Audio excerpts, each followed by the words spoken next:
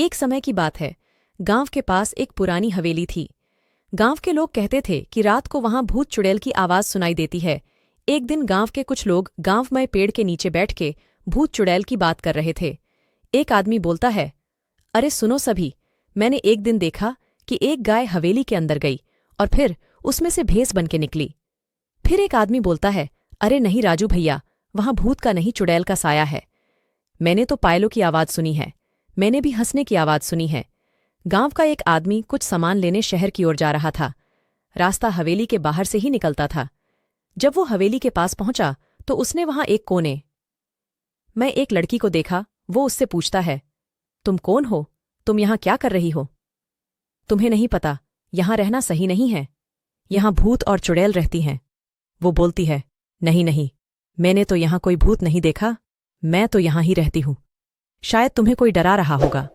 आओ मैं तुम्हें अपनी हवेली में लेके चलती हूं, मेरे परिवार वाले से मिलाती हूं।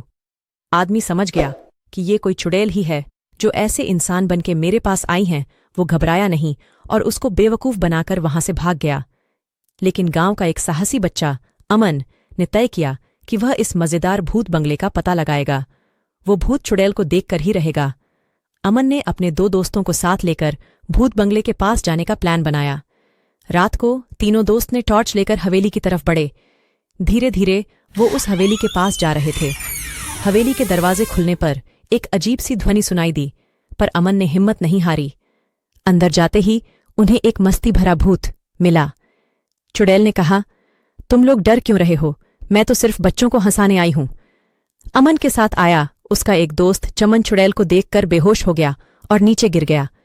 फिर अमन और उसका एक दोस्त चमन को उठाते हैं और बोलते हैं, चमन डर मत, कुछ नहीं होगा, चुड़ैल कुछ नहीं करेगी। फिर चमन उठता है और बोलता है, चलो यहां से चलते हैं। लेकिन अमन बोलता है, नहीं, अब आए हैं तो पूरा भूतिया घर देखकर ही रहेंगे। थोड़ा आगे जाकर उनको फिर चुड़ैल दिखी। वो तीनों थोड़े डर गए। फिर चुड़ैल बोली, बच्चों डरो मत, मैं तुम्हें कुछ नहीं करूंगी। मुझे बच्चे अच्छे लगते हैं, चलो मैं तुम्हें हवेली घुमाती हूं। तीनों दोस्त भूत के साथ निकल गए। हवेली के दूसरे कमरे में वह बहुत डरवाना था। चुड़ैल बच्चों से कहती हैं, ये मेरा कमरा है, मैं यही सोती हूं। बच्चे चुड़ैल को बोलते हैं, तुम भूत सोते भी हो, क्या हमें तो नहीं पता था? चुड़ैल बोलती है, क्यों, हम नहीं सो सकते क्या? हम लोग दिन में तो सोते हैं और रात में जागते हैं। अमन बोलता है, हम रात को सोते हैं, तुम उल्टा क्यों करते हो काम? चुड़ैल बोलती हैं, जब हम भी रात को सोने लगे तो लोग डरेंगे कैसे?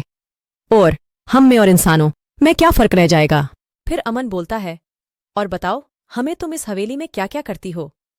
चुड़ैल बोलती है, और तो क्या, हम तो पूरे दिन सोते रहते हैं और रात को लोगों को डराते हैं, उसमें हमें बहुत मजा आता है, लेकिन हम किसी को भी कुछ नुकसान नहीं पहुंचाते।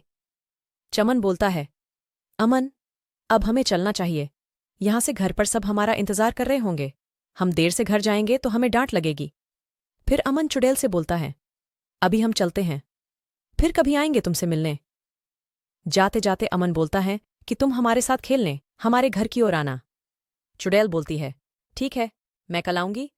अमन बोलता है, लेकिन दिन मैं आना, क्योंकि रात को हम सोते हैं। अगले दिन जब बच्चे स्कूल से आते हैं तब वो स्कूल के बाहर एक पेड़ के पास चुड़ैल को देखते हैं और उसके पास जाते हैं और कहते हैं, तुम यहां क्यों आई? सब बच्चे डर जाएंगे, चलो कहीं और चलते हैं। वो सब गांव के मैदान की तरफ गए। वहां जाकर तीनों दोस्त और चुड़ैल खेलने लगे। धीरे धीरे शाम पड़ गई। अमन बोलता है, अब हमें चलना चाहिए, बहुत देर हो गई है, तुम भी जाओ अपनी हवेली में। फिर सब बच्चे घर की ओर चले जाते हैं। एक दिन की बात है, अमन अपने घर पर सो रहा था। अचानक वहां चुड़ैल आ गई।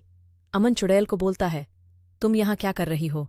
यहां से चली जाओ, अभी मेरे घर में किसी ने तुमको देख लिया तो डर जाएंगे। वो बोलती है, चिंता मत करो अमन, कुछ नहीं होगा, तुम्हारे घर सब सो रहे हैं, मैं उनको नहीं दिखूंगी। अमन कहता है, फिर भी तुम जाओ, यहां से मैं आता हूं तुमसे मिलने हवेली पे। फिर अमन शाम को जाता है चुड़ैल के पास। ऐसे बच्चों और चुड़ैल की दोस्ती हो जाती है।